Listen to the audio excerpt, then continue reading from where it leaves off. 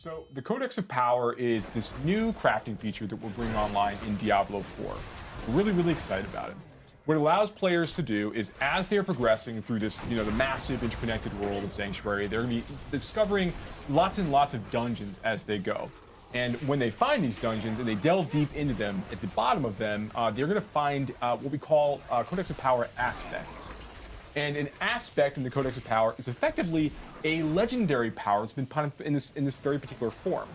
And every one of these dungeons that players progress through in the overworld has a unique legendary power via the aspect found inside of them. Yeah. What I love about that is that you can create a new character, and you can look at some of the powers that are available through these dungeons and say, okay, I really want to target this power. I'm going to go to this dungeon, get that power. So you're less dependent on like, well, I hope this power drops. Absolutely. So there are limitations in place, but Joe, to your point, that is basically the intent here, right? Is to give players some manner and measure of control over the nature of their build as they're beginning to go through those steps. But the Codex of Power is a way for them to basically take these aspects, and then they're able to go back to a crafter back in one of the major cities, our new occultist crafter, actually. And when they go to the occultist, they can hand off actually, we're showing it right now. Our sorcerer's friend has just earned aspect of overwhelming bolts, which is going to allow her charge bolts ability to go and fire 2 more projectiles with each cast. She's going for like an up close and personal melee lightning build. So this shotgun approach for her spender is going to be really, really useful. More bolts, more damage, definitely very good. Minor trade-off for the mana cost, but still what ends up being worth in the end. Here we can see that the sorceress is now heading over to the occultist and is going to be choosing to imbue this aspect into one of their existing items. So she takes the item. So you're looking at a lot of work in progress stuff that we're looking at here, because this is a live cast. We'd like to be able to show some things off. You have an opportunity to go and basically override the existing legendary power on this and put in the new power they've just collected to the Codex of Power.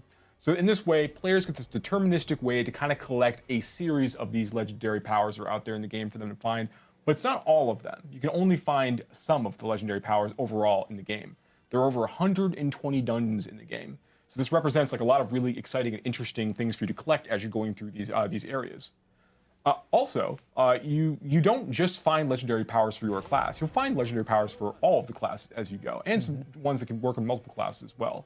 And then we think this is really cool because every time you find an aspect through one that you can put into your Codex of Power, this is now available to all characters in that realm. So, for sake of argument, if we're playing in Season 1, every character that you'd make, let's say you're playing your Sorceress first, and you go find a whole bunch of Werewolf, Druid, based aspects as you're playing. When you go and you want to build a new Werewolf character or a new Druid character, you have all those aspects to play with from level 1 as soon as you want to start kind of like leveling up gear and getting into a position where you can make use of them.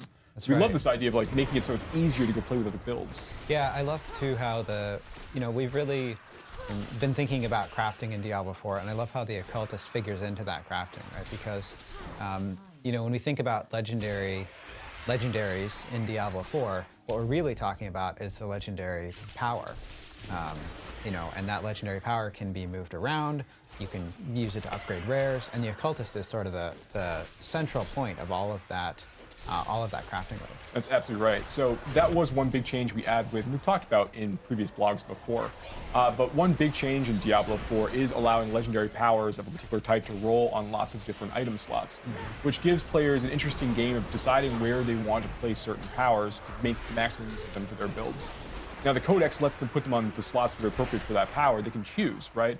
But another limitation for the Codex power, in addition to not actually having the ability to collect all of legendary powers in the game, there's many, many more for you to find as you're playing through Diablo 4. Those powers also are always rolled at the lowest level of power possible. So it is always better for you to go find a legendary item that has the power that you're interested in, and then you can choose to use that item directly or extract the power from that item into an aspect crystal, then go in and print into your own item of your choosing. So those legendary items you find out in the world are always going to end up being more powerful as a general rule.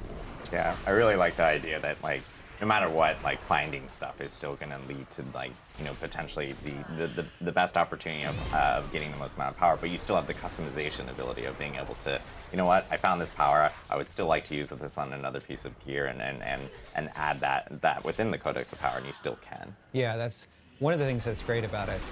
Exactly to that point is that you can have, let's say that you are leveling up and you get a legendary power that you really love, and you start to sort of make your build around it. with the Codex of Power, you can acquire new gear, and in fact through essences as well. And you can extract, you can bring that power with you, so you can maintain that build. So you're not sort of losing a core part of your build as you're getting new gear. Yeah, and the fun thing about this is that we do want players, as they're beginning to go through their class fantasy, they're making their skill tree selections, they're going deeper and deeper into this, they're making their fun choices.